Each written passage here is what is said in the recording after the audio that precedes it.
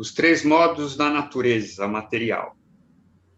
A Suprema Personalidade de Deus disse: volto a lhe expor esta sabedoria suprema, o melhor entre todos os conhecimentos, conhecendo qual todos os sábios atingiram a perfeição suprema.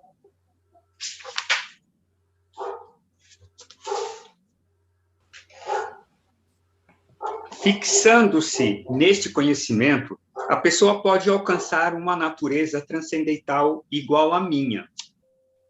Nesta situação, ela não nasce no momento da criação, nem é perturbada no momento da dissolução.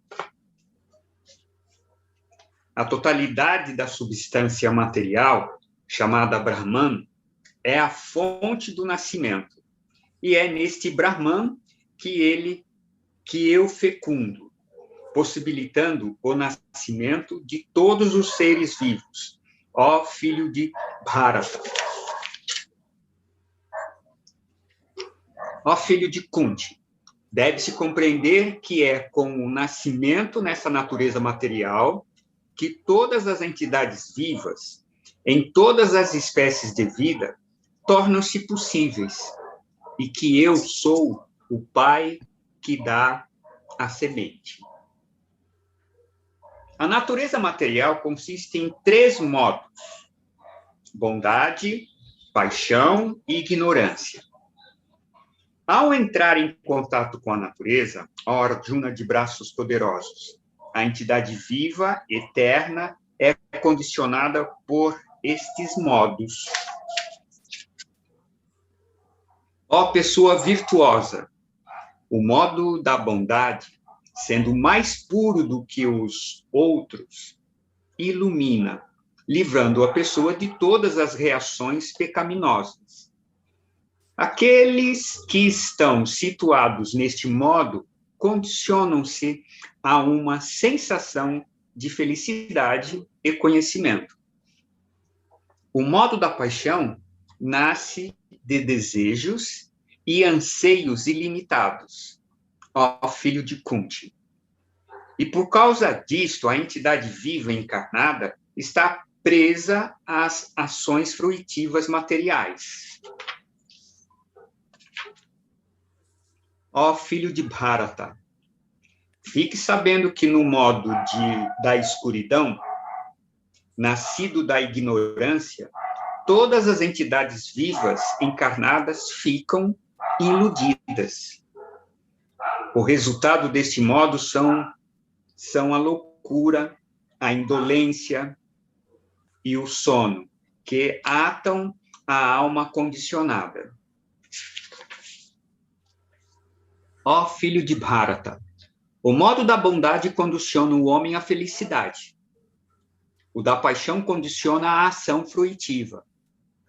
E o da ignorância, cobrindo seu conhecimento, e o ata à loucura. Às vezes, o modo da bondade se torna proeminente, derrotando os modos da paixão e da ignorância, ó filho de Bharata. Às vezes, o modo da paixão sobrepuja a bondade e a ignorância, e outras vezes a ignorância derrota a bondade e a paixão. Dessa maneira, há sempre competição pela supremacia. As manifestações do modo da bondade podem ser experimentadas quando todos os portões do corpo são iluminados pelo conhecimento. Ó melhor entre os Bharatas, quando há um aumento de modo da paixão, desenvolve-se sintomas de grande apego à atividade fruitiva, esforço intenso e desejo e anseio incontroláveis. Quando predomina o modo da ignorância, ó filho de Kuru, manifestam-se escuridão, inércia, loucura e ilusão. Pode ser você, Fábio. Pode ser. O próximo agora é o 14º ou 15º? 14º. Tá, obrigado. Se prevalece sátiva quando o mortal chega à dissolução do corpo, ele se encaminha às regiões puras daqueles que possuem grande sabedoria. Se, ao ocorrer a morte, se encontra sob o domínio de rajas, renasce entre aqueles que estão afeitos à ação, mas sem em tal momento prepondera tamas, se reencarna em matrizes de criaturas irracionais. O fruto de uma boa obra é qualificado de puro e sáttvico, enquanto a dor é consequência de rajas e ignorância resulta de tamas. De sátiva provém a sabedoria, de rajas se origina a cobiça e de tamas nasce a insensatez, a confusão e a ignorância. Quem está sob a influência de sátiva se eleva. Quem se apega a rajas permanece na região intermediária e quem está submerso em tamas desce às regiões inferiores, sob o peso da pior das qualidades. Quando o homem percebe não há outro agente além das 3 qualidades e descobre aquele que está acima delas, entra em meu ser. Quando a alma se eleva acima destas 3 qualidades, de que se originam os corpos, liberta-se da sujeição ao nascimento e à morte, decrepitude e sofrimento e bebe o néctar da imortalidade. Quais são os sinais que distinguem o homem que se elevou acima das 3 qualidades, Senhor? Qual é a tua conduta de vida? E como chega a superar essas 3 qualidades? Aquele que em presença da lucidez, atividade e confusão não sente aversão por elas, nem as deseja em sua ausência. Aquele que permanecendo passivo não se sente impulsionado pelas 3 qualidades e se mantém tranquilo e alheio a elas, dizendo: isto é a ação das 3 qualidades. Aquele que inalterável no prazer e na dor, vive no eu, contemplando com a mesma indiferença o barro, a pedra e o ouro, mostrando-se mesmo no prazer e desprazer, no elogio e no insulto, firme. Indiferente na glória e na ignomínia, assim como em face do amigo e do inimigo, alheio a todo tipo de ação, esse homem superou as qualidades. E quem me serve com devoção amorosa e exclusiva, superando as qualidades, e está pronto para participar da essência do Brahma. Porque eu sou o fundamento de Brahma, do inesgotável néctar da imortalidade, da lei eterna e da felicidade suprema.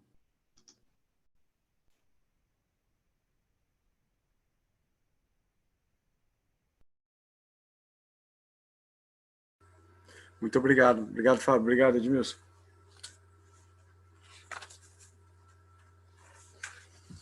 Então, eu vou fazer alguns comentários, breves comentários, e vou compartilhar com vocês alguns slides aqui. Sejam bem-vindos aqui, não cumprimentei ainda a Neida, Muriel, Tiago, Tayana, Luciano, que bom vê-los aqui.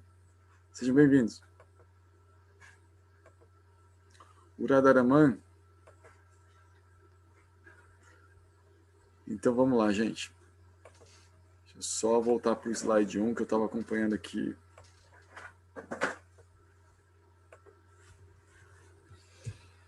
Então, a Krishna, ele fala nessa questão do Jnana Yoga, né? Qual é a meta do Jnana Yoga? A meta do Jnana Yoga é liberação.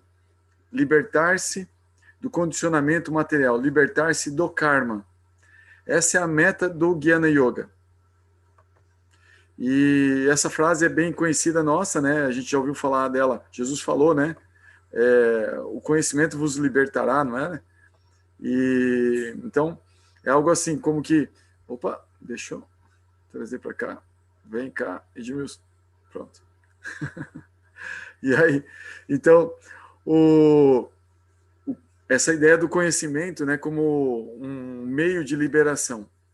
E há um outro momento em que Krishna fala no Gita que o yoga se caracteriza pelo conhecimento e renúncia.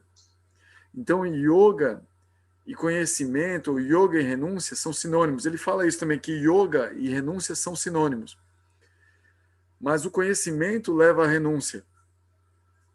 O conhecimento, quando ele é desenvolvido na direção correta, ou seja, na direção do eu, na direção da transcendência, o conhecimento ele vai libertando a pessoa, ele vai ajudando a pessoa a renunciar.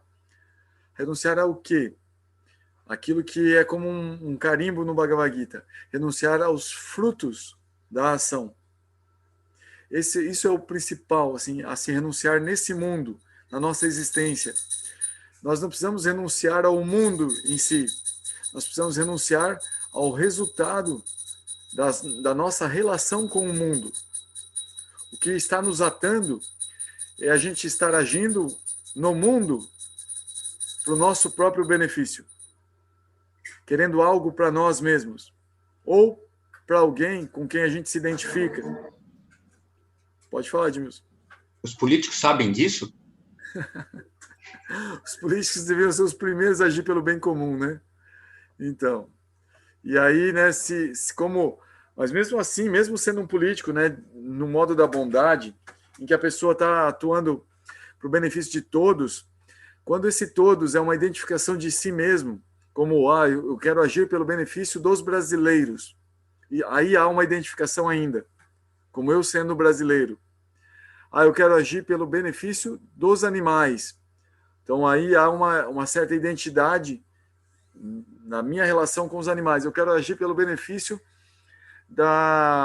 dos seres humanos como um todo. Ainda há uma relação de identificação, ainda há uma relação egoísta. Quando a pessoa atua pelo benefício de todos, por isso Krishna faz uma ênfase ali, né, que quando a pessoa se ocupa no serviço devocional, ou seja, quando ela se dedica ao todo, que seria representado na pessoa de Deus, aí ela consegue transcender os modos da natureza. Mas mesmo no modo da bondade, há uma prisão ainda. Então, a liberdade, ela tá em conhecer esses fatos. E aqui é apresentado um fato que, de certa forma, é invisível, mas a gente consegue perceber. Então, vamos tentar esmiuçar um pouquinho esses fatos que são invisíveis, porque Krishna está falando do imanifesto, daquela energia invisível que molda tudo e faz as coisas acontecerem. São energias.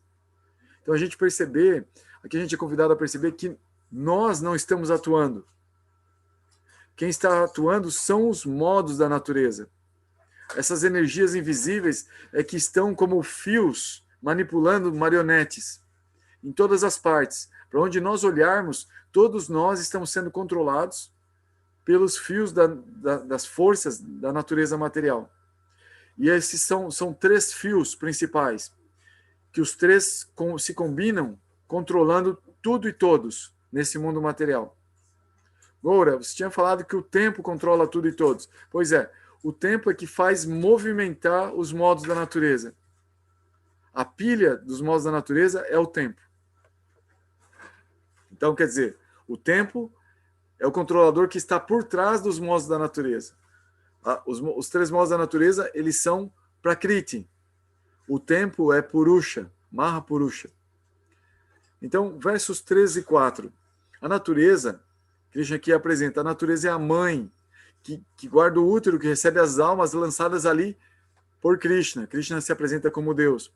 Então, a natureza material, de uma forma muito bela, está sendo apresentada aqui como se fosse uma mãe. Então, não é alguém ruim. O problema são os filhos quererem explorar a mãe. Isso dá problema para os filhos. A mãe continua intacta, protegida, mantida pelo Senhor Supremo. Mas os filhos que tentam explorar a mãe, eles sofrem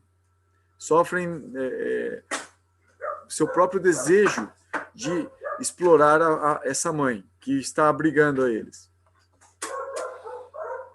E aí, nos versos 5 a 18, há uma descrição dos modos da natureza. E aqui eu tentei representar por imagens, né, que valem por muitas palavras. A bondade é onde a pessoa está se preocupando com o outro, além de sua própria felicidade, a felicidade do outro. Paixão, a pessoa sente grande força, grande entusiasmo para fazer coisas que ela se considera responsável por fazer. E na ignorância, a pessoa está apegada à preguiça. E aqui nós temos esse amiguinho acho que é do Charlie Brown, né? A preguiça é a mãe de todos os vícios, mas uma mãe é uma mãe e é preciso respeitá-la e pronto. Então, esse é o lema da Tamaguna. E aí, vamos lá, gente. Vamos pegar essas características aqui. Eu fiz uma tabelinha resumindo esses versos, tá? Então, vamos tentar passar por cada célula dessa tabelinha. Então, na bondade, as características principais de cada modo da natureza. A bondade é iluminadora, tem índole pacífica e a origem do conhecimento. Conhecimento que liberta. Existem muitos conhecimentos. O conhecimento em rádias, ele prende. O conhecimento em tamas, prende. O conhecimento na bondade, liberta. Então, ele é a origem do verdadeiro conhecimento que liberta. Sattva. A paixão. Ali, você reconhece a paixão presente quando existe uma obsessão pelo desfrute sensorial. E em rádias nasce a cobiça e o desvario, a ambição. O desvario é a loucura, né? A querer muita coisa além do que a pessoa realmente é capaz de abraçar ou é capaz de fazer, né? Então, ela é a origem da loucura. Ela é a origem, mas onde ela vai se expressar mesmo é na ignorância. A ignorância, ela se caracteriza pela escuridão e ilusão. Quando você não sabe algo, você tá, por exemplo, vocês viram esse lance do Covid, né? Como começou, fazem 2 anos, né? E ninguém sabia de nada, e o negócio foi pegando, daqui a pouco lá na Itália o pessoal começou a morrer. Então, quando você não sabe de nada e está acontecendo assim essas coisas todas, e todo mundo tomando decisão assim e não sabendo o que fazer, isso é uma característica de tamas. Esse não saber o que fazer, essa ansiedade criada pela situação em que nós não sabemos nada sobre aquela situação que está chegando, está acontecendo, e nós não sabemos como fazer. Nós estamos sendo envoltos em tamas. Então, existem pessoas que acostumam a viver assim. Constantemente, elas não sabem nada sobre o meio ambiente, sobre o que está acontecendo, e mesmo assim estão tomando decisões importantes. Então, isso é acostumar a viver em tamas. Existe gente que está acostumada a viver em tamas. Não tem informações sobre as coisas e estão tomando decisões sobre a própria vida, mesmo sem saber o que aquela decisão vai implicar em sua própria vida. Nós somos nossa sociedade, ela está sendo regida, de certa forma, por tamas e um pouco de rádias. Nós frequentamos escolas, desde quando nós somos crianças, que não nos ensinam nada sobre o nosso verdadeiro ser, sobre o nosso eu, nada sobre a lei do karma, nada sobre o que acontece quando a gente morre, nada do que o que são ações dármicas e adármicas, nada disso. E a gente vai vivendo uma vida aprendendo matemática, biologia, geografia, física, química, e depois você conclui o ensino médio e não sabe nem para que usar tudo aquilo que você estudou tanto, você não sabe para que usar, e tem que encarar toda uma existência sem saber direito quem você é, sem saber direito quais são as implicações de suas ações, ou seja, o que você vai colher de frutos das suas ações, E você é ensinado que você tem que entrar num sistema e ganhar muito dinheiro para se manter e sobreviver, mesmo que seja à custa dos outros. Não importa, você tem que sobreviver, você tem que dar um jeito. Não seja tão mal, mas sobreviva. Então, diante disso, a gente não sabe muito bem e a gente vai vivendo, vai tentando levar, vai tentando conseguir um emprego, vai comendo o que a gente foi treinado a comer. A gente não estuda muito sobre todas essas coisas. Vai lá, que agora a gente vai assistir uns videozinhos no YouTube para tentar pegar alguma informação sobre o que é bom para comer, o que é bom para a pessoa ficar tranquila, de repente uma terapia que eu assisto no YouTube e eu acho interessante, fácil de fazer, eu faço comigo mesmo para me acalmar, tirar essa ansiedade que eu sinto, mas eu vou trombando com as experiências da vida. Eu não sinto muito controle sobre minha própria vida. Isso é característica de tamas. Por isso, quando você começa a fazer yoga, às vezes dá um choque de realidade, porque você começa a fazer alguns asanas, você começa a aprender alguns mantras, você começa a gradualmente despertar a vontade de meditar, de estudar um pouco mais, de fazer uma alimentação melhor, de cuidar dos ares vitais que você começa a sentir, que circulam no seu corpo, a entender que você tem uma mente para cuidar, a saber que você tem um corpo para cuidar, você começa a se observar mais e você parece, opa, o que é tudo isso? Então você está saindo de tamas e talvez passe por uma situação de rajas, mas a meta de todo o yoga é levar a pessoa, a situar a pessoa que está praticando em sattva. Todo tipo de yoga leva a sattva, todos os yogas. Karma Yoga leva a sattva, Jnana Yoga leva a sattva, Bhakti Yoga leva a sattva. Sattva é considerado aí por muitos professores, gurus, o aeroporto que leva a pessoa para a transcendência. Ainda não é a transcendência, é o aeroporto onde se pega o avião para a transcendência. Sattva é o ponto de onde a pessoa sai para a transcendência. É possível partir de outros modos da natureza para a transcendência? Sim. A gente vai, inclusive, recapitular isso a partir de uma afirmação de Krishna nesse próprio capítulo.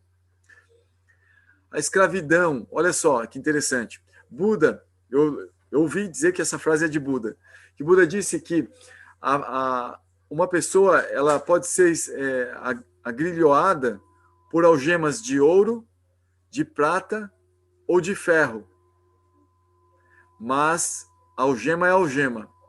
Então, nesse aforismo, ele está remetendo aos 3 modos da natureza. A bondade é o ouro que prende. A paixão é a prata, o ferro, né? E a ignorância seria esse ferro, esse latão, né, que nos prende também. Então, e a gente é importante entender quais são as características de cada algema, porque às vezes a gente está usando ouro e não percebe que esse ouro é uma coisa que está amarrando o nosso pé, que está deixando o nosso pé preso. Então, a bondade, a escravidão é baseada na felicidade material e o sentimento de superioridade. É muito importante entender quando isso está acontecendo, especialmente para quem pratica yoga, porque é algo que vai surgir no corpo. Um apego à felicidade material, ao conforto, ao estar bem, ao bem-estar. E um sentimento de superioridade em relação aos demais. Quando isso surgir, preste atenção que essa é a armadilha do modo da bondade. Não caia nessa escravidão. Se você pratica bastante yoga, não caia nessa escravidão. Na paixão, há um apego à ação. Você acha que você pode mudar o mundo no modo da paixão. Quando o modo da paixão está presente, a pessoa tende a agir bastante, a fazer bastante coisas. Se você é uma pessoa que faz bastante coisas, você pode notar que o modo da ação, o modo da paixão, é muito proeminente no seu corpo, na sua mente. Eu gosto muito de trabalhar, eu sempre estou fazendo alguma coisa, eu não posso ficar parado. Modo da paixão. E existe aí a escravidão, que é o apego à ação. Então tem que tomar cuidado, não é com o modo da paixão exatamente, é com esse apego a estar constantemente agindo. A pessoa fica como que buscando sair da letargia, mudar o mundo, ser diferente. E esse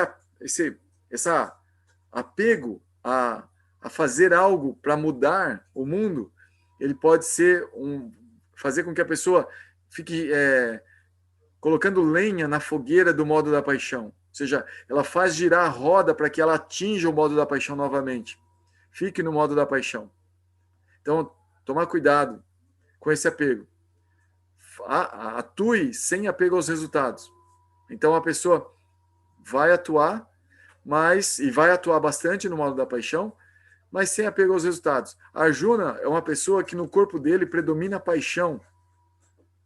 Mas Krishna está aconselhando ele constantemente a trazer a transcendência para perto dele, justamente por uma prática de desapegar-se dos resultados da ação. É natural que uma pessoa no modo da paixão sinta satisfação e um certo apego a atuar, a agir. Mas quando ela não só se apega à ação, mas os resultados da ação, ou quando ela, de alguma forma, é impedida de agir, atuar, e ela sente mal, ela sente que ela tem que voltar, ela começa a sofrer porque ela tem aquele apego, e ela foi impedida de ter o que ela é apegada, aí que está a escravidão. Então, a pessoa ser desapegada da ação, desapegada do resultado da ação. Porque no momento que ela for impedida por forças maiores de atuar, por exemplo, no momento da morte, tranquilo, fiz o que eu podia. Tchau. Sou obrigado a parar de atuar agora, tudo bem. Então aí mora a transcendência, no tudo bem. A ignorância, o apego é ao descuido, à preguiça, ao entorpecimento.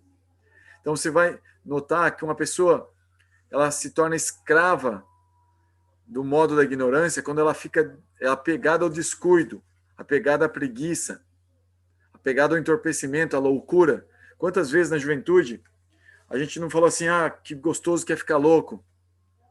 Não, alguns de nós não, né? Alguns de vocês são afortunados. Mas eu na minha juventude, falei muito isso. Nossa, vamos enlouquecer, galera. Vamos. Aí eu reunia aquela galera toda para enlouquecer. Então era pura tamaguna, puro apego a tamas, a ignorância. E aí tem esse tipo, né? Tem os resultados assim que a gente vai obter desses apegos, de cultivar esses modos, né? Então, essa questão da supremacia que Krishna falou também. Os modos, eles ficam batalhando para ver quem impera. E é interessante você notar assim que isso não é algo que a gente controla exatamente. Isso existe no próprio ciclo da natureza, na própria força da natureza. Você vai notar que no próprio dia, durante o dia,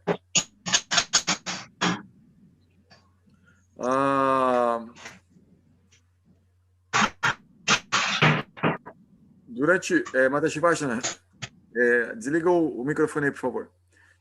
Durante o dia, existe assim uma briga pelos modos da natureza no próprio dia. A grosso modo, a gente pode fazer a seguinte análise, que das 4, olha, das 6 até as 10 da manhã, acontece o modo da ignorância. Das 10 até as 2, modo da paixão. Das 2 até as 6, modo da bondade. Das 18 até as 22, modo da ignorância. Das 22 até as 2 da madrugada, modo da paixão. Das 2 da madrugada até as 6 da manhã, modo da bondade. Então, nós vamos sentir isso. Pessoas que são extremamente ligadas nessa sutileza, elas vão sentir essas energias e vão sentir que é fácil cultivar os modos da natureza respectivos nos horários respectivos. Por exemplo, se uma pessoa dorme ali pelas 7 da noite às 8 da noite, ela vai potencializar Tamaguna e vai aproveitar o que Tamaguna tem de melhor, que é justamente a natureza favorece que o corpo da pessoa descanse, que o corpo da pessoa pare. E isso, existem alguns arranjos dentro do corpo que aproveitam essa parada e fazem uma manutenção no corpo. Você pode repetir a hora de novo disso que você está falando, por favor? Sim, são de 4 em 4 horas, Edmilson. 4 em 4 horas. Pega assim, naquela hora que eu dei uma paradinha, porque eu parei assim para pensar na hora do almoço. A hora do almoço é o meio do modo da paixão. É quando o corpo está em plena atividade. Assim. Isso acontece à meia-noite de novo. Quem fica acordado até tarde sente uma fominha da meia-noite. Esse é o modo da paixão atuando. Então, das 10 até as 2, modo da paixão. Tanto da manhã quanto da noite. Aí depois do modo da paixão, progride para o modo da bondade. E antes do modo da paixão, modo da ignorância. Então você vê, no próprio dia acontece isso. Então no nosso corpo também acontece um ciclo desse tipo. Quando uma criança nasce, quando ela é pequenininha, predomina o modo da ignorância. Na adolescência, começa a sair da ignorância para entrar no modo da paixão. O corpo entra na paixão. A tendência, se for um adulto que cultivou boa alimentação na infância, boa alimentação na adolescência, teve bons hábitos, a tendência é que ali pelos seus 25 anos, a pessoa entre num misto de paixão com bondade. E, claro, essa bondade vai se sentir mais ali depois dos 40, depois dos 200. Aí a pessoa tende a ficar mais na bondade. Mas ela vai entrar em outro ciclo, que é daí a ignorância começa a predominar novamente, né? Onde vem a decrepitude. Então, isso em idade também se sente. As pessoas falam, mas as crianças são tão bonitinhas, são tão fofinhas, elas não estão no modo da bondade? Não, elas estão no modo da ignorância. Se você deixar coisas cortantes perto dela, elas vão se cortar. Se você deixar coisas venenosas no chão, elas vão pegar e vão pôr na boca. Então, tem que tomar muito cuidado com as crianças, porque elas estão no modo da ignorância. E aí elas precisam de bastante guardiões assim para que esse modo não prejudique a existência delas. A tendência está sempre apegado ao que está relacionado, né? As manifestações corporais. Então, como é que a gente reconhece isso? Na bondade, os sentidos de percepção eles ficam super ligados. Então, a gente consegue ver bem, ouvir bem, o olfato fica bom, o paladar, o tato fica bom. Goura, eu uso óculos. Pô, lamento muito, mas isso já é um sintoma de tamaguna. Usar óculos é sintoma de tamaguna na visão. A visão está sendo influenciada por tamas. Se a gente tem uma visão que está cada vez melhor, mais saudável, isso é um sintoma de sattva. E assim os outros sentidos também. Então a gente tem que cultivar sattva, que a gente vai ter uma saúde bacana. Esse é um sintoma de sattva. Boa saúde. Goura, mas eu tenho boa saúde, só meu olho que é meio baleado. Então tá ótimo. Esse olho baleado veio de outra vida. E aí, pelo menos, se você está cultivando sattva, você está olhando, observando bastante esse modo da natureza na sua vida e trazendo ele para perto de você, provavelmente esse problema visual não vai aumentar, vai se manter. E talvez seja até curado pela força de sattva. Na paixão, existe uma cobiça, um esforço excessivo. A pessoa quer fazer muita coisa e fazer bastante força, tem tentativas ambiciosas, ele busca bastante prazer sensual e é caracterizado por muita ansiedade para satisfazer desejos materiais. Esse é o modo da paixão. No corpo, a gente sente isso no corpo. Então, a ansiedade ela é um produto de rajas. Na ignorância, há uma imprudência no corpo. A pessoa é imprudente. Ela tem um desalento, ou seja, uma depressão, um sofrimento, um estado de lamentação, indolência e falsidade. A pessoa tende a enganar os outros, mentir. Então, isso é uma característica de tamas. Porque quando a gente mente, a gente não mente para o outro, A gente mente para nós mesmos. A mentira é algo assim, ela é uma faca de dois legumes. Ela faz mal para as duas, para quem escuta a mentira e para quem fala a mentira. A pessoa que se vitimiza também tá nessa lista aí, né, de tamas, né? Sim, sim. Porque justamente reside nessa falsidade também, Fábio. Não existe vítima. Né? Então, assim, fala assim, poxa, Goura, como é que você vai falar isso? E as mulheres que são vitimizadas? Claro, se a gente olhar assim, num sentido imediatista, né? Um animal que sofre na mão de um ser humano, uma mulher que sofre na mão um homem violento, né? Naquela fotografia você vai ver uma vítima e um algoz, naquela fotografia imediata, né? Mas se você for pesquisar a história de todos os envolvidos, você vai saber que ali foram criadas situações onde cada um buscou aquele papel que está representando naquele momento daquela fotografia. Cada um buscou. Como assim, Goura? Como alguém pode buscar ser vítima de uma violência sexual, uma violência física, ser morto por alguém? Como assim a gente vai buscar? Gente, se você pudesse assim, ficar estudando o arcabouço mental que nós temos e as frias que a gente atrai para a nossa própria vida, você ia se dar conta assim, de que todos os problemas que nós nos metemos somos nós que criamos.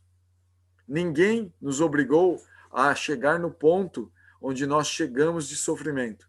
Goura, como é que você pode falar isso? Olha só a política, como é que está aí? Olha só, vamos falar do presidente, não. Vamos falar, olha só que situação, como é que, né? Aí, assim, a gente chegou até aqui porque a gente escolheu várias características que são inerentes à realidade que nós chegamos até um momento.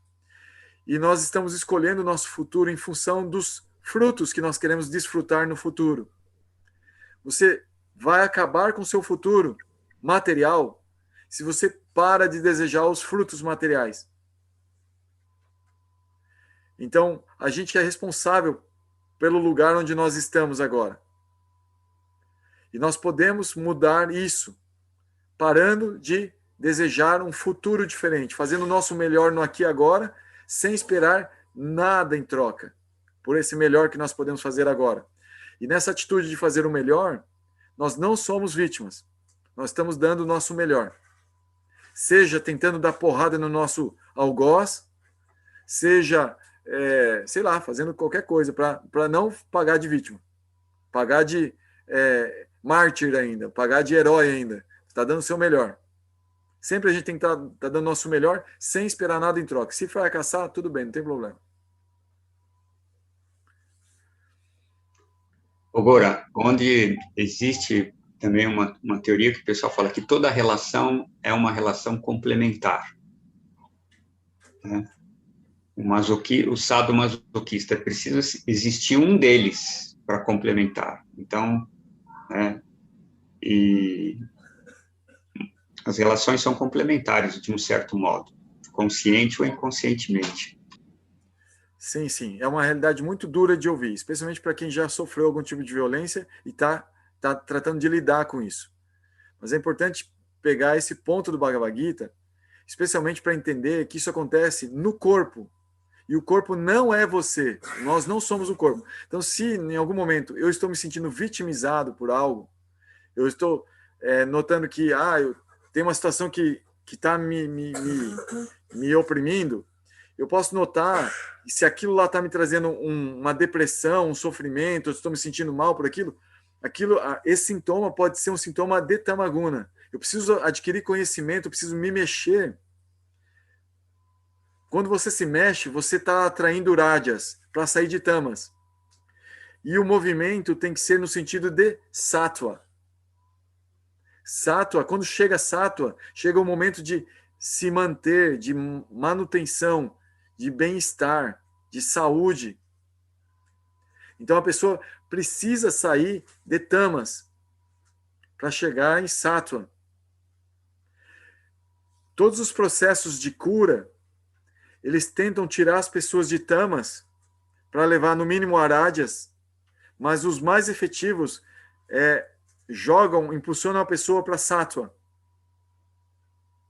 Então a gente precisa se dar conta desses momentos energéticos que nós estamos para ficar esperto de não alimentar eles. Porque às vezes a gente alimenta uma depressão, a gente alimenta uma situação de sofrimento, a imprudência, o desalento, a indolência.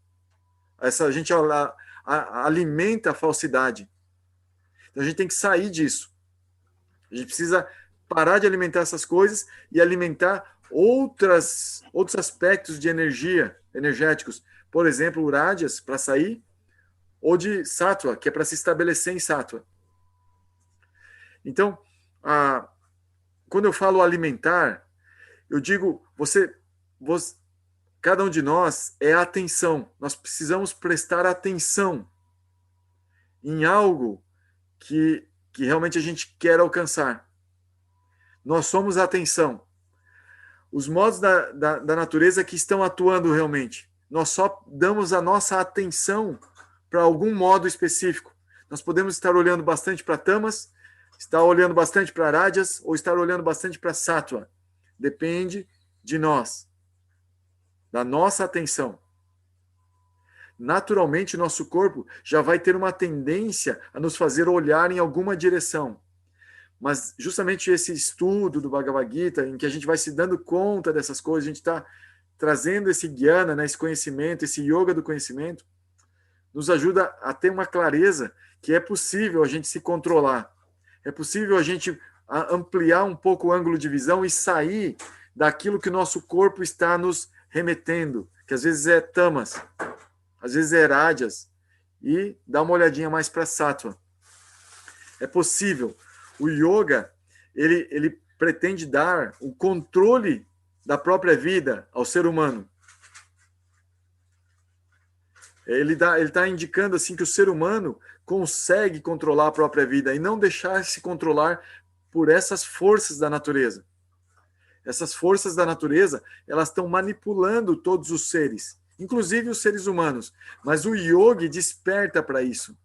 E aí ele começa a prestar atenção naquilo que tem a ver com o seu próprio ser.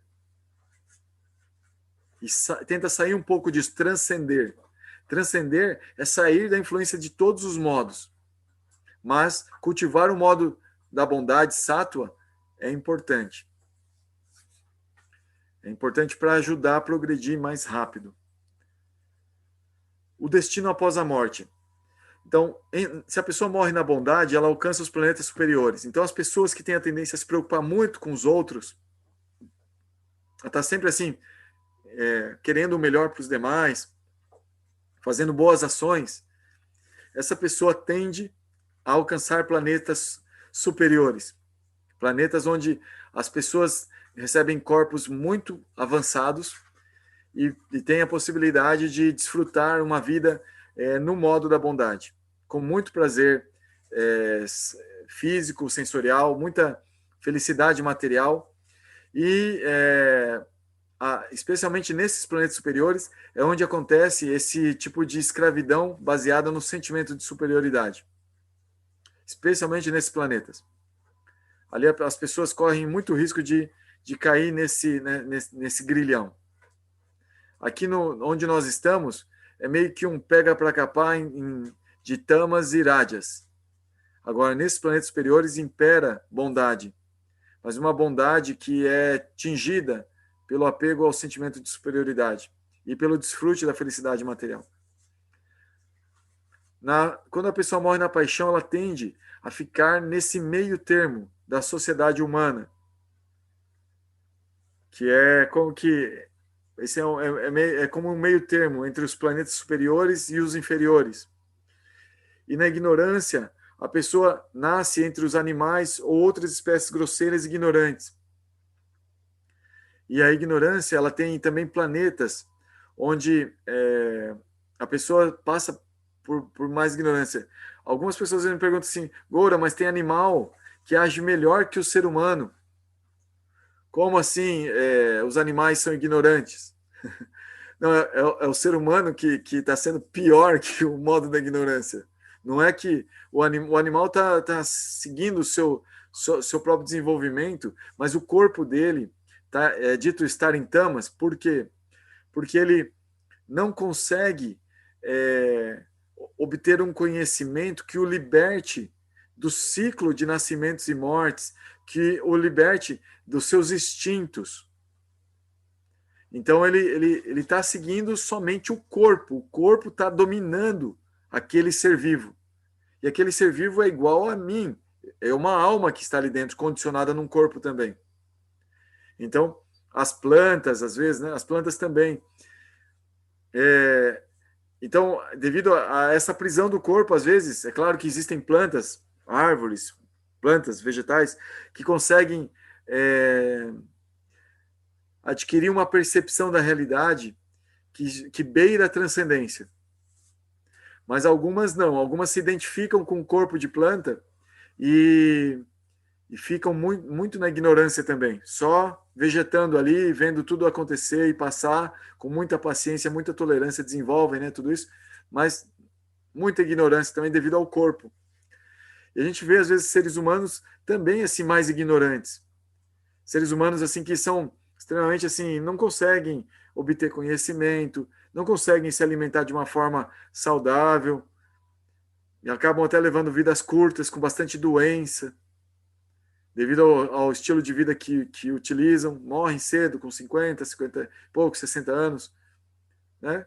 Então, assim, como a metade da vida, né? Poderia durar até uns 90 e poucos, 100 anos, mas devido ao estilo de vida que levam, realmente na ignorância, e acaba, né, levando a viver como um animal, ou pior que um animal, como a gente estava falando. Então, aqui Krishna diz que a pessoa adquire um corpo compatível com aquele modo da natureza que ela estava observando, que ela estava cultivando. Você imagine que uma pessoa... Eu conheci gente assim, tá? Eu conheci de perto. E que gostava de viver na rua e gostava da liberdade que envolvia viver na rua. Por quê? Porque na sociedade a gente é, de certa forma, obrigado a manter um certo padrão de comportamento junto à família, junto ao emprego, junto a todo mundo, praticamente, nos exige um certo nível de comportamento, um certo nível de etiqueta, de buscas, de práticas diárias. E tem gente que acha tudo isso muito canseira demais, ficar tendo que como diz um amigo meu, pagar pato para tanta gente assim. Então, melhor ficar largado na rua. Faço as minhas necessidades ali mesmo, não tem nenhum problema. Ah, tô fedido, não importa. Não importa. Se as pessoas estão me olhando mal, não importa. Então, é como que uma tendência a um descuido com o próprio corpo, com a própria saúde, porque há um cultivo do modo da ignorância, como um desapego que acontece na ignorância por justamente cultivar um certo relacionamento ilusório com a realidade, que é essa realidade de se obrigar a tomar banho, se obrigar a sorrir quando uma pessoa cumprimenta, ou a dar satisfações à família, tudo isso é ilusão. Mas a pessoa não entende que ilusão é justamente negar meio que esses compromissos que existem em determinadas sociedades, em determinados núcleos de relacionamento. Quando a pessoa nega aquilo que está sendo natural no meio onde ela está negando por quê? Porque eu acho que isso não interessa. E quem te diz que não interessa? A minha cabeça. E a sua cabeça não pode estar sob uma ilusão muito grande? Pode. Então, essas pessoas seguem esse tipo de ilusão e acabam levando vidas que ser um ser humano acaba sendo muito difícil para elas. Então, um corpo de animal é mais propício. Um animal que anda solto na rua, dorme onde quiser, faz sexo na frente de todos e não está nem aí. Um animal vive com mais liberdade, sem tanta cobrança. O corpo humano tem muita cobrança em cima do corpo humano. Muita. Procura. Sim. Eu acho que é só, seja viver na rua ou em qualquer outro lugar, o jogo é o mesmo, né? É um jogo e todo jogo tem regra, né? Eu não sei, assim, se eu vivo na rua é porque eu não quero dar satisfação a ninguém. Tem regras, até na prisão tem regras. Um prisioneiro lá tem, né? Talvez só mudou o nível do jogo, mas todo jogo tem regra. Não tem Sim, como fugir, né? Nasceu enquanto ser humano, tem coisas que você pode e outras coisas que você não pode fazer, senão, né, tem regras, sim, né? sim. A Então, questão é, talvez seja esse modo de ignorância, e ignorância até nesse sentido de não ver que lá também tem regras. claro, claro, exatamente, exatamente. Exatamente. Então, é algo assim, a ignorância, ela não vê mesmo as coisas, é uma escuridão completa. Então, né, tem que tomar muito cuidado com esse modo, tá, gente? Assim, ele deve ser cultivado o mínimo possível, que faz parte de um condicionamento. Por exemplo, quem aqui não gosta de dormir? Todo mundo gosta de dormir, aposto. Se ficar sem dormir, vai ficar super nervoso, super bravo. Então, quando a gente gosta de dormir, a gente está gostando do modo da ignorância. Então, existe um certo apego ao modo da ignorância. Existe. E aí, a gente tem que usar isso o mínimo possível. Porque é como se a gente estivesse dando atenção para isso. Ah, dormir é bom, dormir é gostoso. Tá, mas se você der muita atenção para isso, o modo da ignorância vai te pegar. Então você tem que dar o mínimo possível, o mínimo, mínimo, e do melhor jeito possível. Ah, por exemplo, eu lembro que o Edmilson, você depois, se quiser, pode até falar disso, Edmilson. Você dá um curso sobre sono, né? É, a importância do sono, né? Como dormir bem e horários, né? O sono de qualidade. Então, quando o Edmilson está falando isso, de certa forma, ele está falando sobre como fazer bem o modo da ignorância. Mas é justamente isso, assim, é quando você tem conhecimento sobre aquela energia e tenta utilizar ela otimizado na sua vida, Uhum. aí ela te dá um resultado que te leva para a bondade. Se você cultivar mais do que aquilo, aí já vira ignorância. A ignorância começa a imperar na vida. Então, a pessoa tem que saber usar o Urádias, tem que saber usar o Tamas para justamente ficar mais tempo em Sattva. Mais tempo. A maior parte, assim, como que o corpo facilite tudo assim em Sattva. De repente, Gora, é não ser capturado nem por um e nem pelo outro, né? Nem pelo outro, Né? exatamente. Então, quando a gente fala do sono, é assim, como é que a gente, enquanto ser humano, que é uma manifestação natural, como que a gente pode estar se organizando em cima disso, né? As pessoas não sabem que o sono é um grande remédio para nós, né? Você pode ficar sem comer, sem beber um monte, mas sem dormir, né? E saber que horas que tem que dormir, não é dormir qualquer hora. Ah, todo mundo fala, dormir de 6 a 8 horas. Sim, de 6 é verdade, mas tem uma hora do dia, como você falou aí, de 4 em 4 horas, tem momentos, né, de rádias, de tamas, de sátiva, né? Como é que a gente pode se alinhar, né, nesse sentido e viver bem no mínimo com saúde, né? É isso que a gente fala. Sim, bem legal, Edmilson. E aí, quando você começa a pensar sobre essas coisas, você começa a olhar a natureza material com uma certa distância, que é a distância do yogi. Essa distância que é importante para você analisar, você ver, olha, eu não sou essas coisas, eu estou metido aqui nessa prisão. Como é que eu faço para lidar com tudo isso? E aí você vai prestando atenção naquilo que realmente lhe interessa, para tirar um bom proveito da sua existência. Tem um mestre chamado Srila Prabhupada que ele diz assim, que é fazer um bom uso de um mau negócio. Porque ele dizia que estar encarnado, estar no mundo material, não só encarnado, né? O desencarnado também, os espíritos, os fantasmas também estão no mundo material. Mas estar no mundo material é um mau negócio. Mas a gente tem que saber fazer um bom uso desse mau negócio. Fazer um bom uso é quando a gente descobre que tudo isso pode nos servir de grande monta, de grande valia para viver a transcendência, inclusive aqui. Então tudo fica maravilhoso, tudo fica bom quando a pessoa tem essa consciência. Agora, enquanto não, é um mundo de ansiedade. Você precisa, parece que, lutar contra tudo e todos. E o yogi percebe que essa luta de tudo e todos começa dentro. É tudo e todos que estão dentro de mim.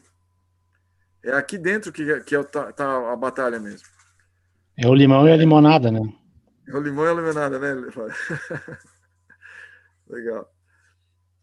Então vamos lá. E aí os resultados do trabalho. Olha só que interessante isso também, né? Quando uma pessoa age no modo da bondade, ela obtém felicidade. Felicidade duradoura. Felicidade material duradoura. Quando ela age no modo da paixão, ela alcança miséria. A miséria, fala, como assim, Goura? Olha, a pessoa às vezes trabalha, e aí ela consegue ter uma casa, um carro, e consegue ficar aposentada. Então ela usou a força da paixão durante muito tempo. E aí quando ela aposenta, o corpo dela já não está muito legal, daí ela vai tentar desfrutar um pouco, assim, daquele conforto que ela usou. E logo começam a vir as doenças, e daqui a pouco vem a morte. Então, Goura, mas tudo isso demora uns anos. Não é que a pessoa enfrenta a miséria assim. Não, tudo bem. A questão é que uma hora chega a miséria. E aí chega quando a pessoa fala assim, caramba, eu fiz tanto para acabar desse jeito. Essa frustração, ela é resultado do mal da paixão. Assim, essa frustração que chega depois de bastante atuar e lá no final você fica frustrado com tudo que fez. Essa frustração é a miséria da paixão. Não é o sentido, assim, às vezes, de uma miséria física. Às vezes, sim. Às vezes acontece uma miséria física também. Uma miséria psicológica. Mas essa frustração, que é mais psicológica, né? Ela é um resultado do modo da paixão. Não era o que eu pensava. No modo da bondade, era o que você pensava. Por exemplo, imagina uma pessoa que atua pelo bem de todos. Sempre está preocupada com o bem de todos, sempre preocupada. Morre e vai para os planetas celestiais. Ela, mesmo depois de morrer, ela está alcançando um lugar onde ela é muito feliz materialmente. E a vida nos planetas celestiais dura muito. Já no modo da paixão, quando uma pessoa atua no modo da paixão, ela sempre, o lema do modo da paixão é eu tenho que me dar bem. Eu vou me dar bem. Eu tenho que fazer algo para me dar bem.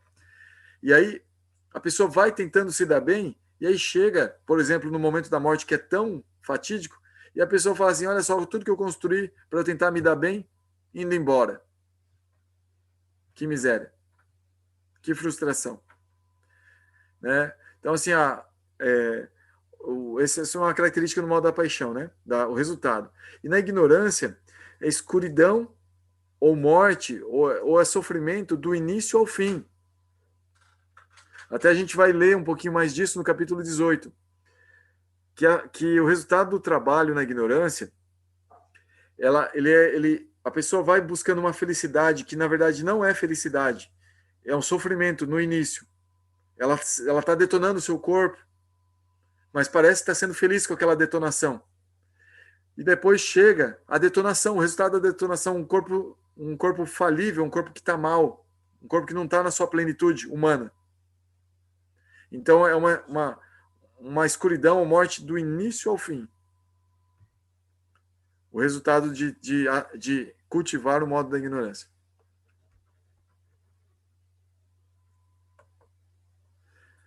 Bom, aí nos versos 19 e 20, essa compreensão, né, de que tudo nesse mundo se desenvolve da interação desses três modos ajuda a pessoa a se libertar. E quando a pessoa entende que Deus está além desses três modos e a pessoa que atua na relação com Ele, em Bhakti, né, num relacionamento com Ele, a pessoa percebe que Ele está por trás dos três modos da natureza. Ou seja, Ele é quem está, no fim das contas, manejando as cordinhas. Não somos nós. Nós só prestamos atenção nas cordinhas. Nós não manejamos as cordinhas jamais. Ele que está.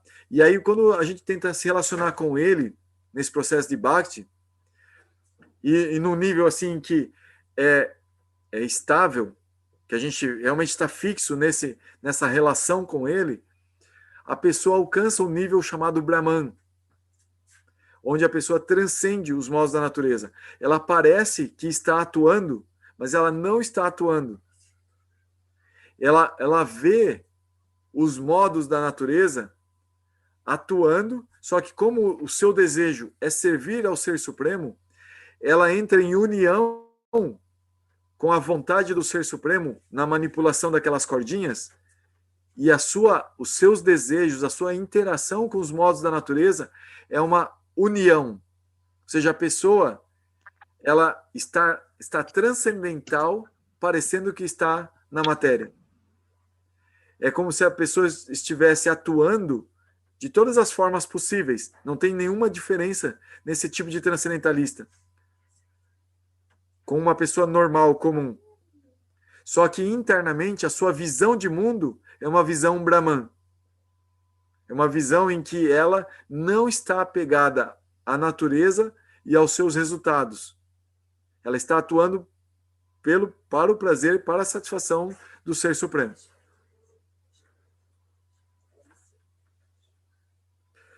Como eu disse, isso acontece para um Bhakti Yogi avançado que está nesse nível em que alcança essa plataforma de visão Brahman. Por que não os outros tipos de yoga, Goura? Porque os outros tipos de yoga, eles trabalham com a percepção dos modos da natureza, mas eles vão no sentido de a pessoa se libertar do ego que se expressa em sentimento, pensamento e desejo, que a fazem conectar-se com os frutos dos modos da natureza. Então a pessoa anula seu ego, seu próprio ser, para não interagir mais com os modos da natureza. Ela vai ganhando uma indiferença aos modos da natureza.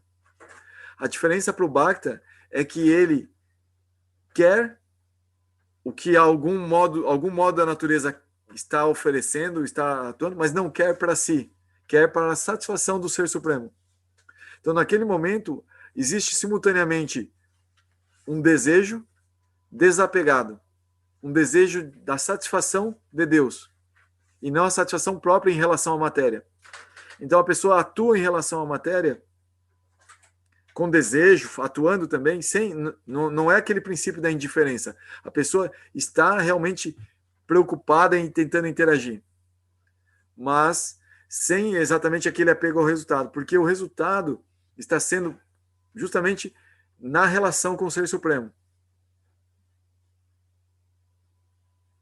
E essa relação envolve o conhecimento dele, que ele controla tudo, que é tudo para ele, então acaba que não existe assim aquela ignorância de falar assim, poxa vida, mas eu queria tanto dar isso para ele, aí não deu certo, e ficar se lamentando. Não, porque ele controla. Quem que é ele? Ele é justamente o cara que controla tudo, então tá tudo certo.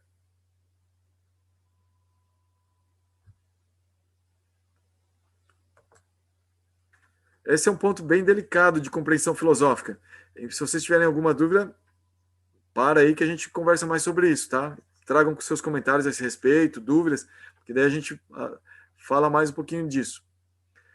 Aí no verso 21, a Juna pergunta, quais são os sintomas de uma pessoa que transcendeu esses 3 modos? Bem interessante essa pergunta. Como se comporta? Como supera as qualidades materiais?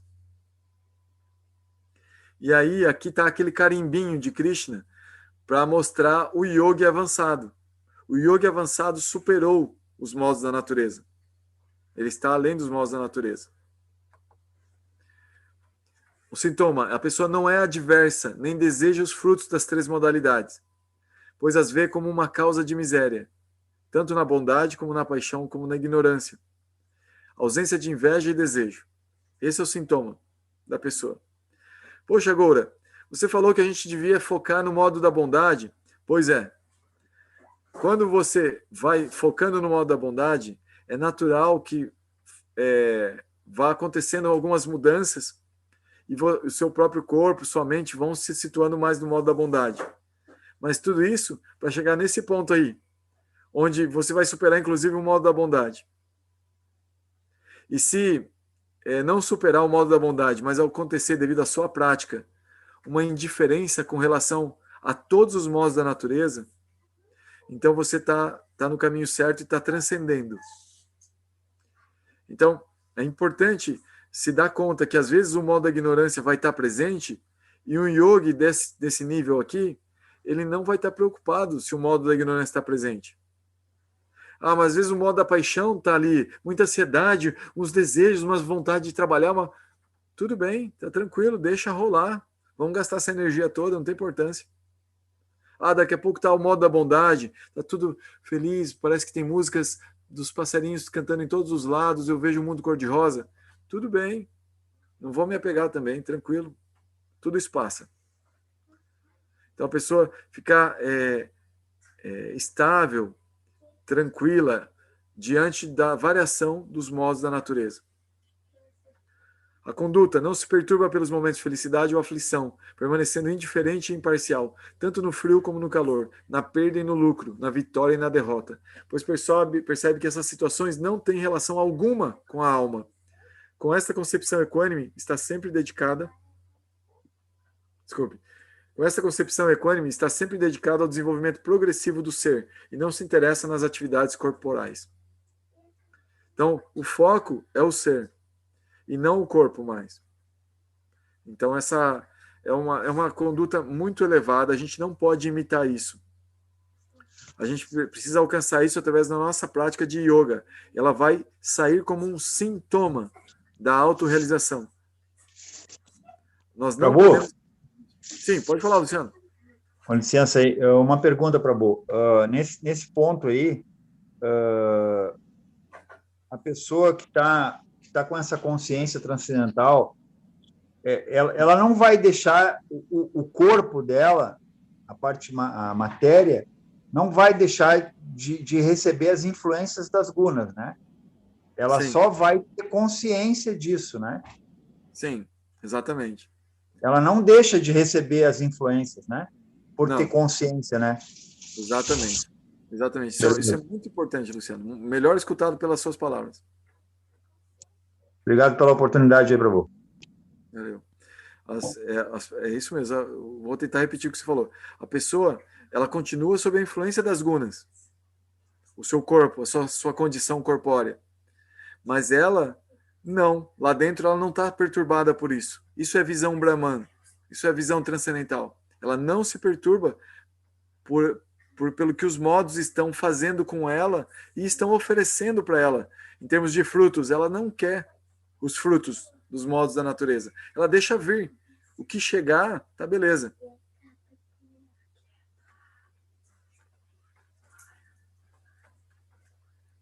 Então é um estilo de vida assim que vai diminuindo a ansiedade, vai diminuindo bastante a ansiedade.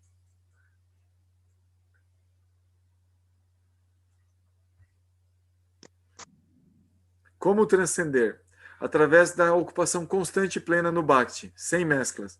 Aqui, nesse ponto aqui, o Bhakti sem mesclas, acontece a transcendência.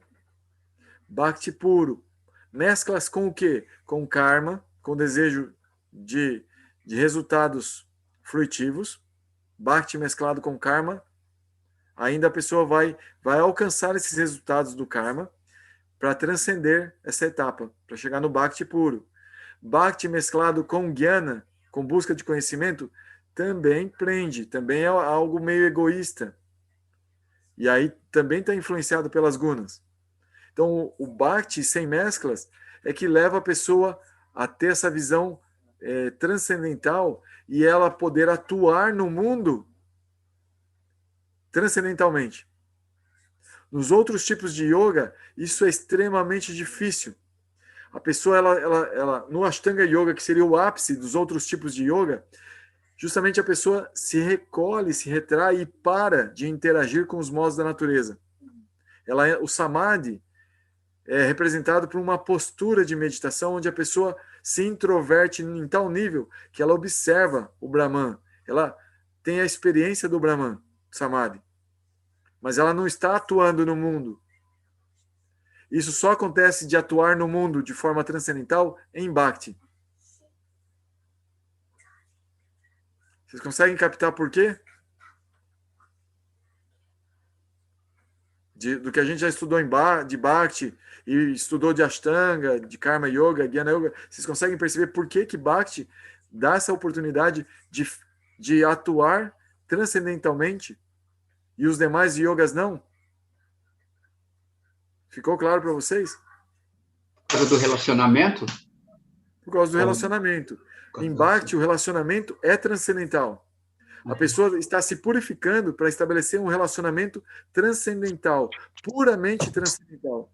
Quando ela consegue se relacionar de forma pura com Deus e consegue perceber que Deus está em tudo nessa relação, ela se relaciona com a matéria nessa relação com Deus, como se fosse algo de Deus, de uma forma transcendental.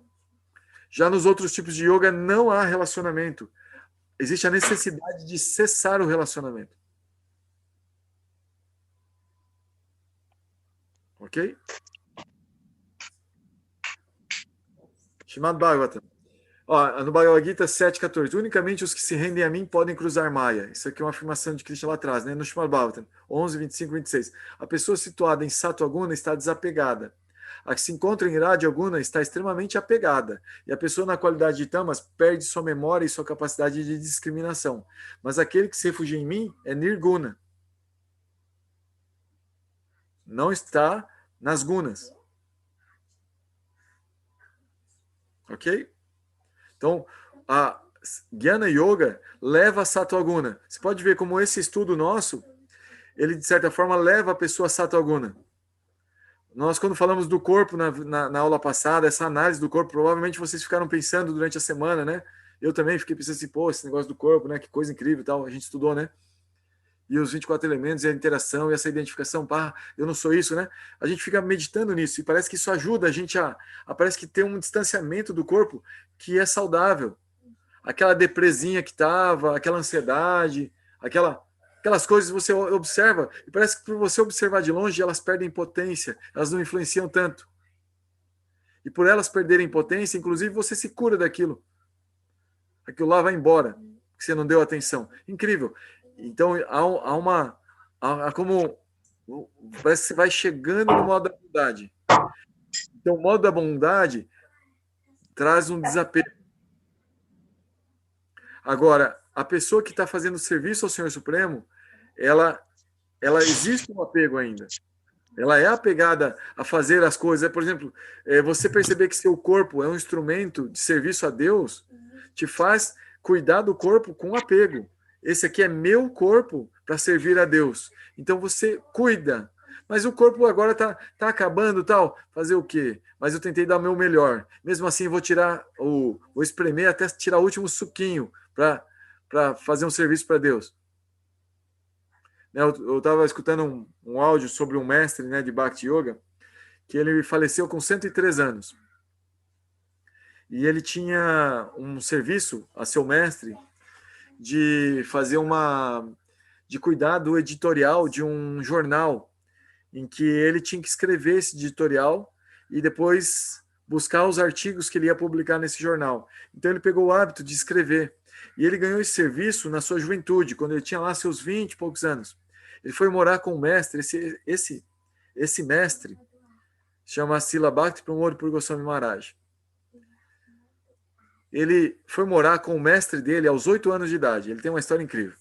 Ele tinha 8 anos de idade, um pouquinho menos, uns 7, assim, e ele começou a frequentar as aulas do mestre. Ele ia assistir a aula desse mestre, Srila Bhaktisiddhanta Prabhupada. E ele estava assistindo as aulas, todo dia ele ia assistir a aula lá. E esse mestre, ele pedia para aquela criança decorar alguns versos do Bhagavad Gita. Então, todo dia que ele chegava lá com um verso novo, decorado, ele ganhava um tabletinho de chocolate, de Srila Bhaktisiddhanta Prabhupada.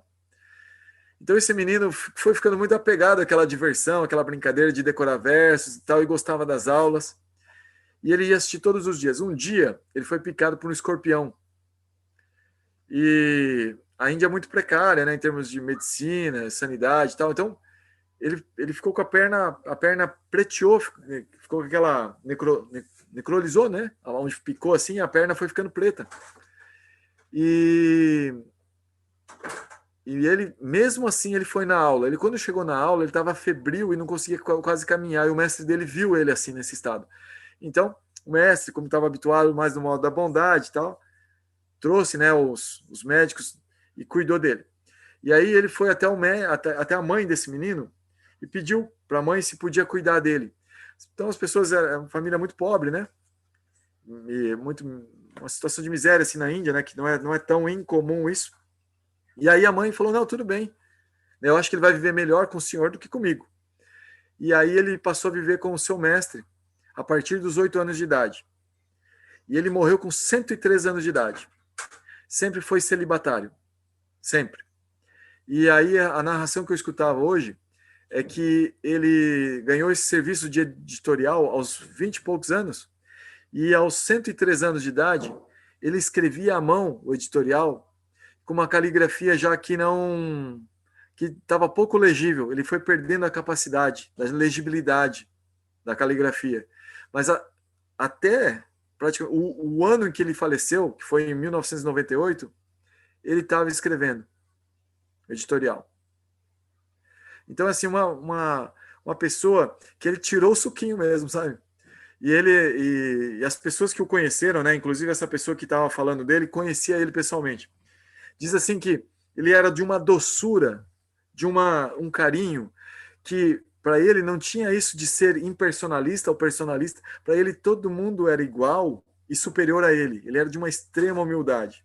Então as pessoas se sentiam tão desconfortáveis porque ele era muito humilde em relação a todos, que as pessoas ficavam desconfortáveis assim, nossa, ele está sendo muito humilde comigo, mas ao mesmo tempo elas se sentiam muito acolhidas, porque sabiam da grandiosidade dele.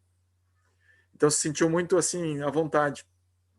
Então, as mais variadas pessoas, assim, grandes personalidades iam visitar ele. E sabe assim, quando existe aquele ranço assim entre as religiões diferentes, os grupos, com ele não existia isso assim.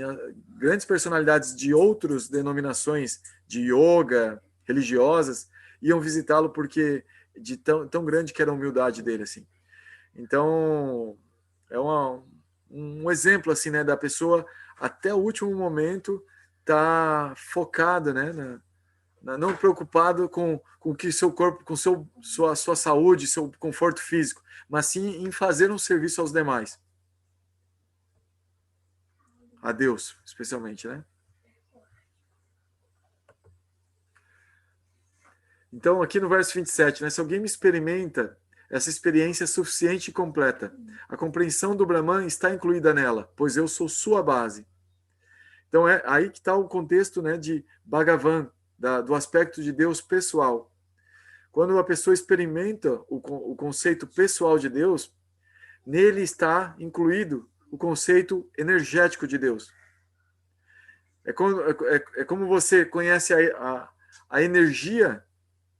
Se você vai tentando conhecer a energia primeiro, talvez você vá muito longe até onde vai a energia, o que ela causa e tal. Agora, se você vai até a fonte, você vai determinar toda a natureza daquela energia, por conhecer a fonte. Então, essa é a afirmação de Krishna aí nesse último verso, né? Que ele é a base do Brahman. Então, uma pessoa, quando transcende, ela transcende para justamente alcançar essa fase Brahman, de perceber que ela é transcendental, que é Brahman. Mas esse Brahman, essa energia da qual nós somos feitos, nós somos constituídos, ela parte de Deus. E Deus, então, é a origem, é a fonte disso. Então, por conhecê-lo, nós conheceremos a nós mesmos e a todos os demais. Nós transcenderemos os modos da natureza e conheceremos a nós mesmos e aos outros, e a Ele. Começando por Ele. Pessoal, vocês têm alguma dúvida, algum comentário a respeito do que nós falamos, que nós lemos? Matashi Vrajalila, seja bem-vinda. Conclusão. Os anartas, obstáculos no caminho da perfeição, são criados pelas 3 gunas. Vocês conhecem a palavra anarta? Arta significa prosperidade. Anarta, não prosperidade. Então, a perfeição é o bhakti puro, que só pode ser obtido quando a diva está livre da influência das 3 qualidades materiais. Então, o bhakti puro só acontece quando a pessoa está livre da influência das 3 gunas. Enquanto a gente ainda está sob a ação das 3 gunas, a gente ainda está sendo influenciado, não está praticando bhakti puro. Então a gente precisa praticar mais para se purificar. Todo processo de yoga purifica. Todo. Karma Yoga purifica, Jnana Yoga purifica, Ashtanga Yoga purifica, Bhakti Yoga purifica.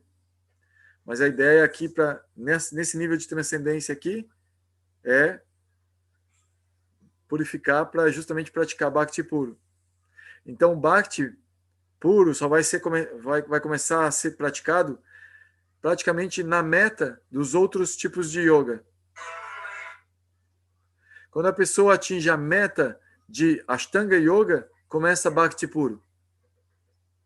E não se atingiu a meta de Bhakti. A meta de Bhakti é amor puro por Deus. Começa a fase de estabilidade em Bhakti.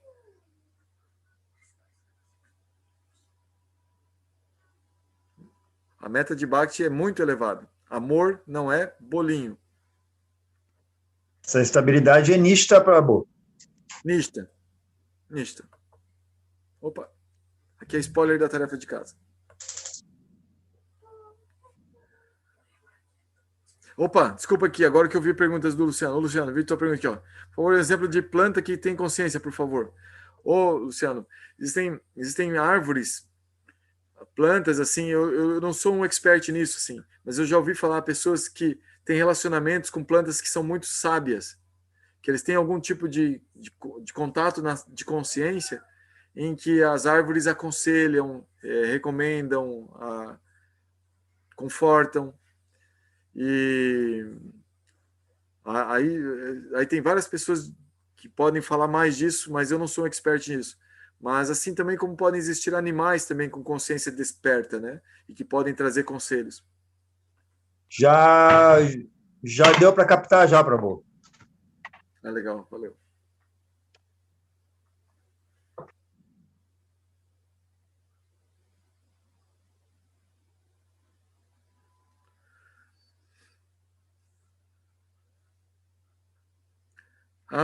O Sadhu é o Bhakti Pramod Puri Goswami Maharaj, Thiago.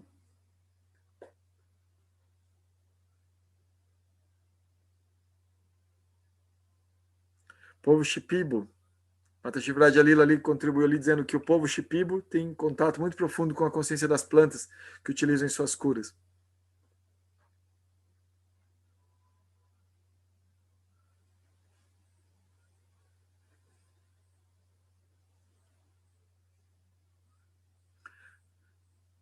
Cristine, que bom vê-la aí.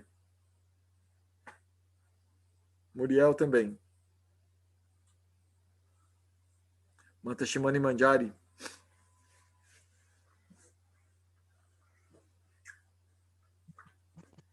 Meu Prabhu. Opa. Falar sério, descontraído um pouco. O inverno chegou aqui e Tamaguna chegou junto, né, Prabhu? Chegou o frio, chegou a preguiça, chegou a fome, chegou tudo junto, Prabhu. Sim. Aí, ó, esse é um exemplo, entendeu? Aí, no próprio clima, a gente sente essa influência dos modos da natureza. É assim mesmo.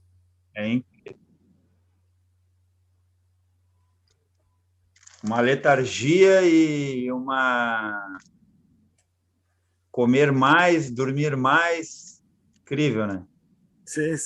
Ficar embaixo da coberta, né? É assim mesmo. A gente tem que tomar cuidado com isso, né? Por isso, assim, que a gente tem que estar esperto, assim, para lidar com isso, não quebrar, né? Porque tem um porquê também da época do inverno, né? Do repouso. A própria natureza repousa nessa época também, né? A pessoa não pode ficar num ritmo acelerado o tempo todo, né? E não dá para sofrer também, né, Prabhu? Parece que é pior, né? A gente querer se desvencilhar de uma forma meio forçada, assim, é meio que sofrimento, né, Prabhu? Tem sim. Sim. Tem que saber lidar, tem que ir na manha. Na manha. Uhum.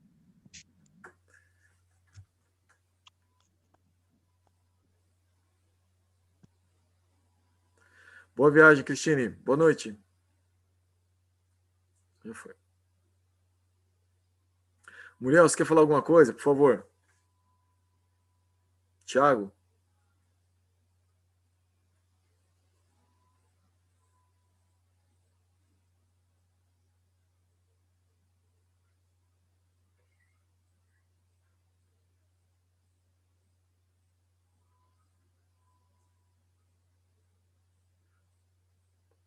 Vishnupriya? Nada. Narotanga? Cora, Oi. ouvindo você falar dos gunas, eu tinha uma ideia assim, que é uma matéria, né? Mas ouvindo você falar me dá a impressão que também que é uma entidade viva, que é uma entidade, né? Cada uma delas é uma entidade que tem as suas características. Isso foi uma impressão ou é simplesmente uma matéria que pesa e outra que é leve? Não, Edmilson, assim, eu não tenho essa visão assim ainda, mas é como que dentro de Bhakti, a ideia é desenvolver um relacionamento com uma personalidade de Deus, e ao desenvolver o relacionamento com a personalidade de Deus, você vai perceber que tudo que existe tem uma personalidade por trás. Tudo. Então, tem uma personalidade por trás de Tamas, tem uma personalidade por trás de Rajas, tem uma personalidade por trás de Sattva. Tem seus agentes. Cada um deles tem seus agentes. Tem como uma personalidade suprema, mas tem agentes em vários níveis, atuando por trás de cada coisa. Esse agente que você está falando é como se fossem os assessores, os ministros ou divindades? Alguma coisa assim? E aí vai, vai, assim, vai nos níveis até mais baixos possível. Tipo, quando as bactérias estão degradando algo, elas estão atuando ou pelo modo da bondade, ou pelo modo da paixão, pelo modo da ignorância.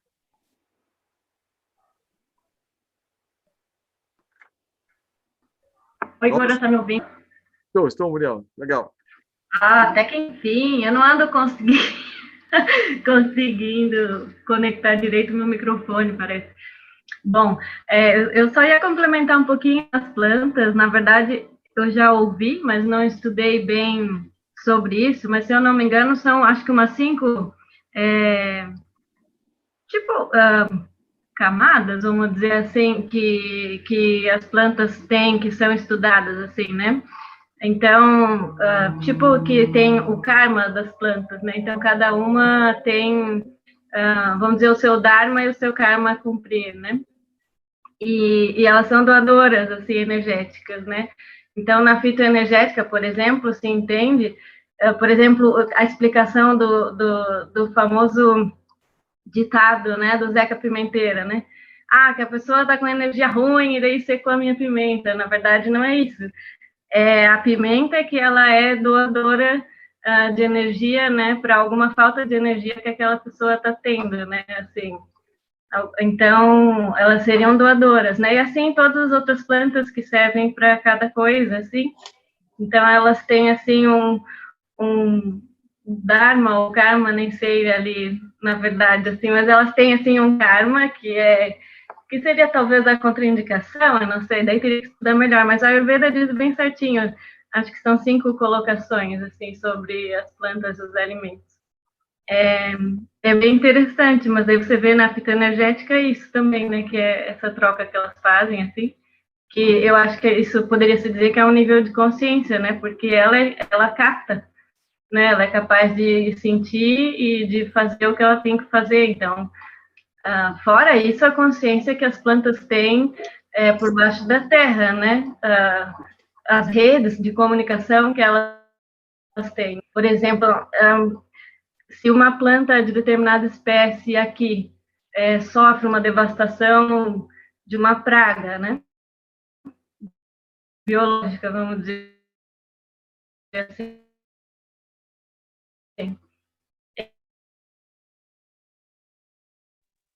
Então, através da que seria o éter, não sei como. O áudio dela está picando só para mim? Para mim também, Muriel, tá picando um pouquinho o seu áudio. É isso, sim.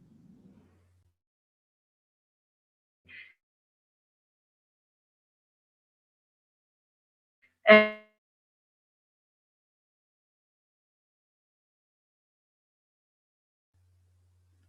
Deu uma parada no áudio, Muriel.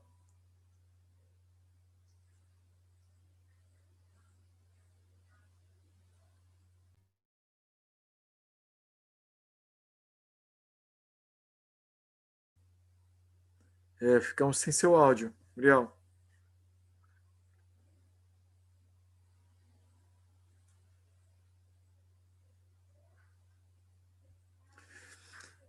Escutamos um pouquinho aí a respeito das plantas, 5 camadas, de um conhecimento a respeito da Ayurveda. E aí a gente estava começando a explicar para nós sobre isso e começou a cortar e caiu.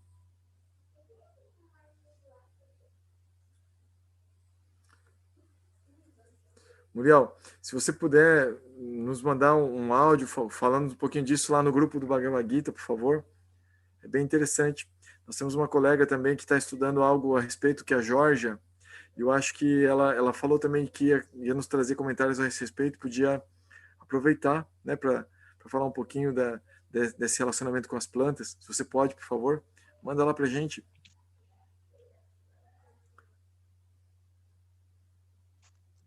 Eu acho que inclusive ela caiu a conexão dela com o Zoom, porque ela não parece. Agora ela voltou. voltei, estão me ouvindo? Sim. Sim, agora sim. Bom, eu não sei até que parte vocês tinham ouvido, mas eu vou só para completar, não é nada demais também, só que outro nível de consciência que se observa nas plantas, né, é que elas têm uma interface, né, uma comunicação por baixo da terra, como se fosse o éter, né, uma rede de comunicação do éter embaixo da terra. Então, se uma planta aqui, ela sofre de uma praga e ela consegue combater, né, vamos dizer, ela cria uma imunidade, assim, a determinada praga, as plantas da mesma espécie de qualquer outro lugar do planeta também adquirem essa imunidade. Então, como os humanos têm também, assim, uma consciência de massa, vamos dizer assim, eu acho que as plantas também têm, né, o ecossistema e tal, mas é bem avançado, assim, o nível de consciência delas, assim, né, para quem interessar pesquisar, é bem interessante. Legal, obrigado. Obrigado, Muriel. Obrigado. Então, pessoal, eu queria também anunciar que na próxima semana a gente vai receber a visita de um convidado especial, um amigo que ele é amigo de meu mestre de longa data. Ele é discípulo de Srila Prabhupada também, irmão espiritual de meu mestre espiritual.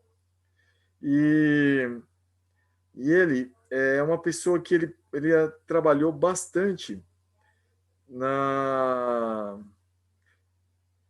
edição dos livros que hoje a gente tem acesso sobre Bhakti, sobre cultura védica. O nome dele é Mahakala. E ele trabalhou, então, na BBT, nos primórdios da BBT do Brasil, como tradutor, como editor. E ele continua estudando bastante, sabe? Assim, vários textos védicos desde então. Então, imagina, isso foi na década de 70, tem aí uns quase 50 anos que ele está nessa estrada de estudo da cultura védica. Então, sabe demais. É uma pessoa muito simples, muito humilde. professor também da universidade, e aí eu o convidei para falar um pouquinho de Purushottama, ou do capítulo 15, aí que nós vamos abordar esse tema, né? Sobre os Purushas. E aí ele vai participar conosco no próximo domingo. Então vamos aproveitar, né? Podem chamar amigos para conhecê-lo, para conversar com ele. Ele não assumiu o papel de guru, né? Mas é uma pessoa assim que, por saber tanto, geralmente as pessoas o têm assim como uma referência para vários níveis de estudo, de conhecimentos, de trocas. Ele é bem especial, sabe? Bem especial mesmo. E ele tem feito bastante livro, bastante trabalho de tradução de livros da cultura védica. Ele tem, o último que eu sei que ele estava fazendo é o Mahabharata, uma versão em português bem detalhada, porque a gente tem versões assim que não são tão detalhadas. Ele está trabalhando numa versão bem detalhada, bem interessante. Eu estou escutando os áudios dessa versão. Eu tenho um amigo que o Swami Puri, que está fazendo áudios do Mahabharata, e aí lê um trechinho, todos os dias lê trechinhos e vai soltando num grupo do WhatsApp. Então, Mahakala, ele está fazendo esse trabalho, e o Swami Puri, como é amigo dele, muito amigo, pra vocês terem uma ideia, o Swami Puri, quando começou sua jornada de Bhakti Yoga, o Mahakala estava lá no templo dando aula. Então o Swami Puri começou há uns 22 anos atrás. Então o Mahakala é o veterano do Swami Puri, né? Mas é veterano que ele já estava há uns 20 e poucos anos, já estava naquela estrada também, entendeu? Então, assim, é alguém bem especial mesmo para se conhecer. Na verdade, eu vou falar para vocês, eu não o conheço muito, eu só ouvi falar da época que eu andava com o Swami Puri, há uns 17, 18 anos atrás eu andava com o Swami Puri, daí ele me falava desse amigo, que quando ele morou junto, ele assistia às aulas, tá? Um cara bem legal, bem especial. E depois comecei a ouvir falar dele recentemente, novamente, por esse trabalho no Mahabharata. Daí, conversando com o meu mestre falou assim, por que você não chama o Mahakala para dar uma palestra, né, para o pessoal conhecer, você também conhecer melhor ele? Eu falei, legal. Então, eu convidei, ele topou para vir aqui no domingo que vem. Então, a gente conhecê-lo, né, a gente trocar umas ideias com ele. Se vocês tiverem perguntas, aproveitar. Ele é uma pessoa que está há bastante tempo, pode ilustrar bastante nosso conhecimento aqui, tá? Só notícias boas, hein, Prabhu? Associação com os devotos é tudo de bom, né? Sim. Só coisa boa. Sim, sim. O grupo do WhatsApp, Mani Mandiari, qual que você quer saber? Do Swami Puri, do Mahakala? Mahakala também tem um grupo do WhatsApp. Qual que você quer? Do que está tendo... Seria do Mahakala, né? Do Mahakala. Sim, ele tem um grupo de estudos do Bhagavad Gita. Ele manda áudios diários do Bhagavad Gita. Chama Doce Conversação. O nome do grupo. Sim. Doce Conversação. E esse outro do Mahabharata, que eu também estou interessado, Mahabharata. Esse é do Swami Puri, chama Bhakti Dharma. Bhakti Dharma, tá. Swami Puri é lá de Vrindavan? Sim. Sim. Já conheço ele. Assim, claro que não pessoalmente, porque eu ainda não fui lá, que é meu sonho, né? Acabar essa pandemia aí, vou para Vrindavan.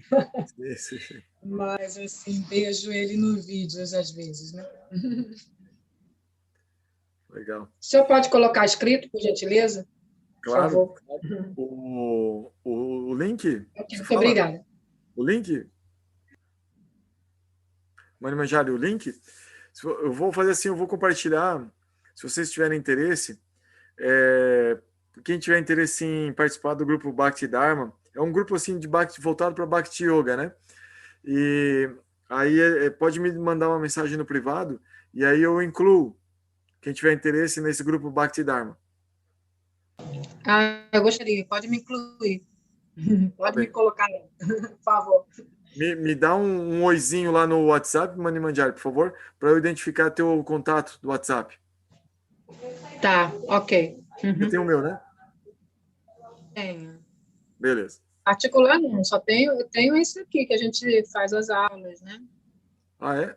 Então, eu vou colocar aqui do lado, daí você pega aqui, ó. Tá bom. Obrigada.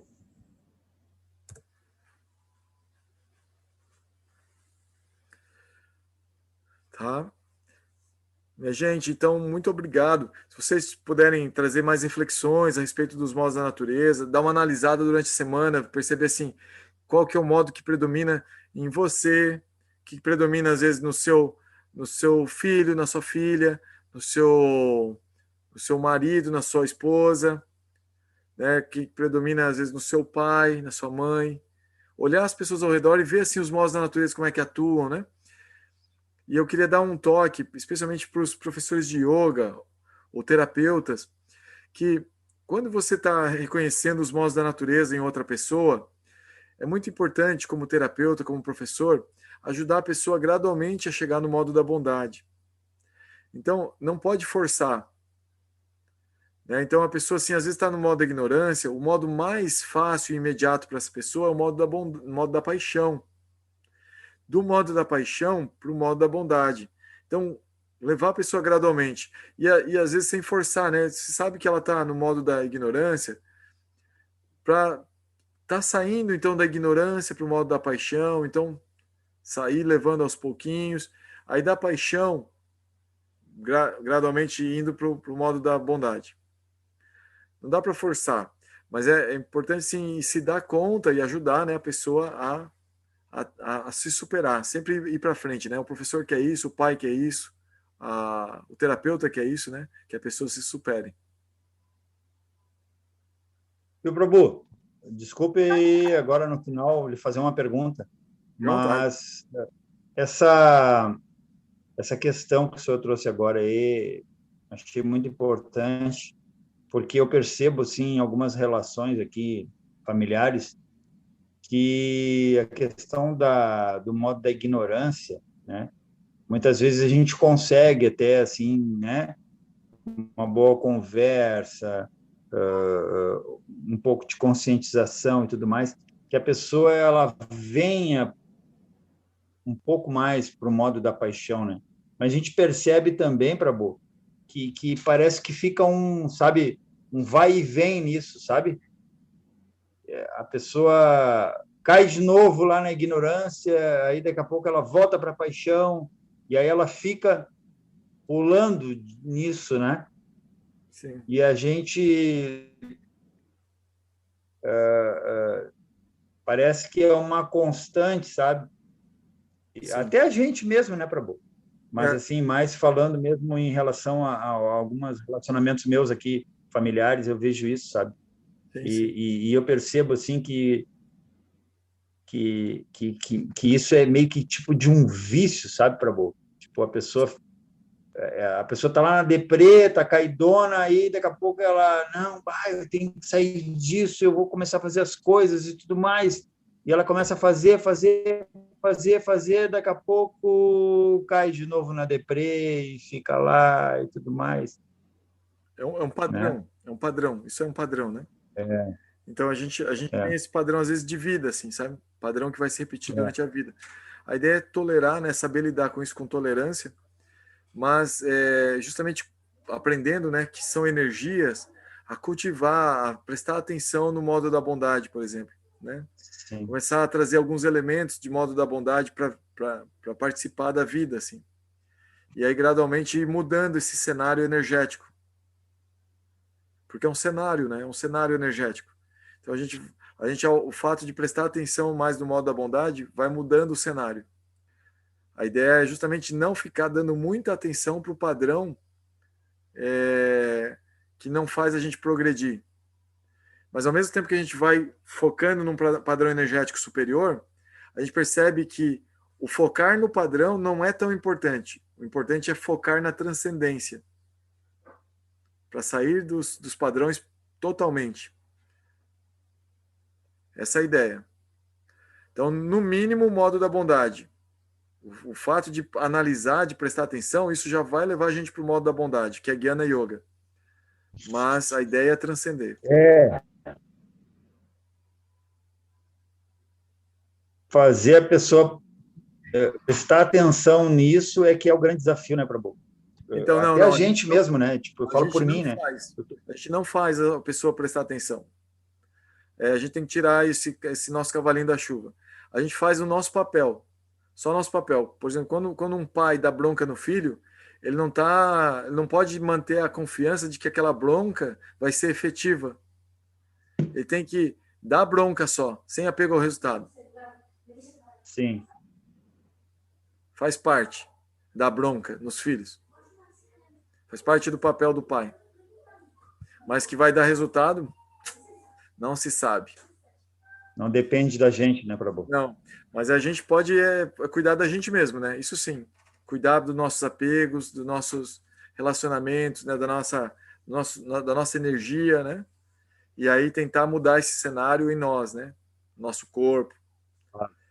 Então, aí, às vezes, esse é o melhor tipo de ajuda, né? O exemplo. Quando você mesmo cultiva algo que faz bem para você, naturalmente as pessoas ao redor vão notar isso e vão seguir em alguma medida. Gratidão, Prabhu. Gratidão você. Muito obrigado, Luciano. Gente, obrigado, Edmilson. Obrigado, Luciano. Obrigado, Mani Manjari. Lourdes, muito obrigado. Tiago, Muriel. Uma boa noite a vocês. Boa semana. Até breve. Hare Krishna, Prabhu. Boa semana. Já deu tchau.